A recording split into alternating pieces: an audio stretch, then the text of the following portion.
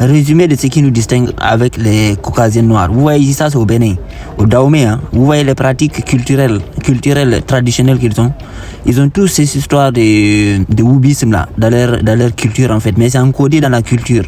Et probablement c'est fait, mais dans les milieux des élites en fait. Voilà. Donc on évite d'exposer ça trop parce qu'on n'est pas dans un environnement où on peut le faire au grand jour.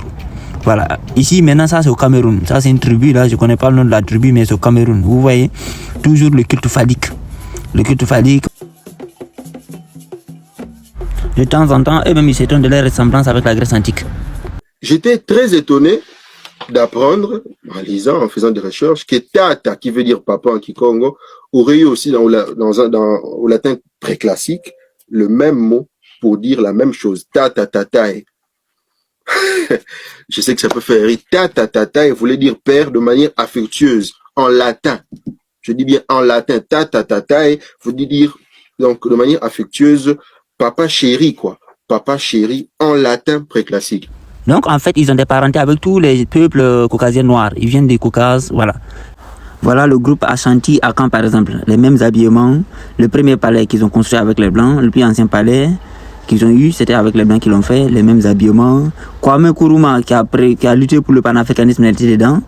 Voilà, le culte phallique qui était en Grèce antique, ils ont les mêmes trucs chez les Yoruba. Tous les peuples qui, dans leurs propres trucs traditionnels, disent qu'ils viennent de là-bas. Les gars du Dahomey, voilà, ils ont le culte du vin, ils versent toujours le vin par terre comme vin sacré. En Grèce antique, c'était pareil, c'était des orgies. Voilà le dieu du vin en Grèce antique, Dionysos.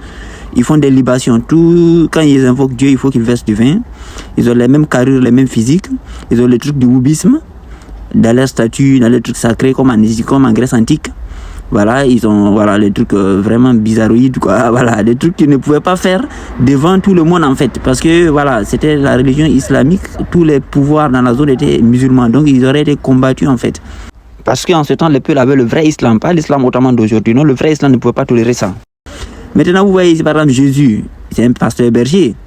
Vous voyez un enfant peul avec le même symbole, la petite brebis à côté de lui. C'est le même symbole qu'on représente Jésus avec une petite brebis, tu vois. Donc ici on a le dieu Koum en Égypte antique, bélier, avec une tête de bélier, Baal. Le bélier, c'est Baal chez nous. Voilà, ce type de bélier là par exemple, c'est un bélier typique du Fouta Djallon. On a le chien Anubis qui est gardien de la maison ou bien du tombeau. Il est couché en forme d'un chien gardien. Parce qu'un chien qui garde, il se couche comme ça. Alors qu'eux, en temps, ils mangent les chiens, ils les font souffrir, ils ont des marchés de chiens. Ça, c'est au Nigeria, il y en a en Côte d'Ivoire aussi.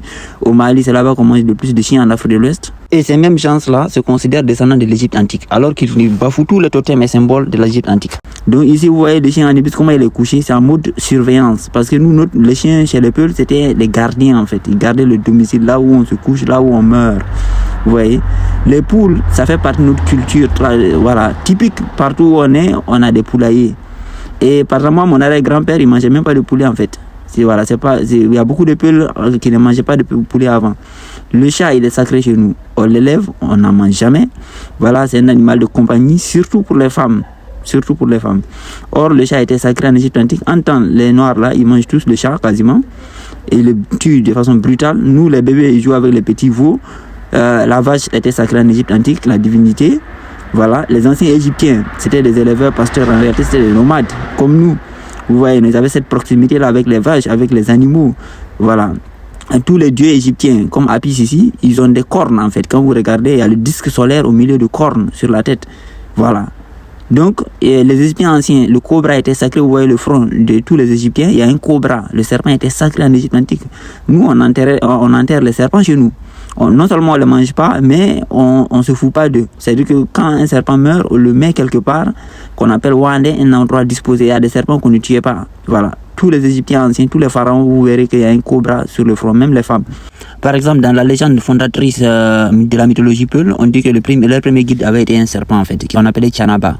Ça, c'est tout en Kamon. Vous voyez sur son front. Et vous voyez son corps, c'est pas la carrure des Caucasiens noirs, c'est pas la carrure des noirs. Le corps, il est relâché.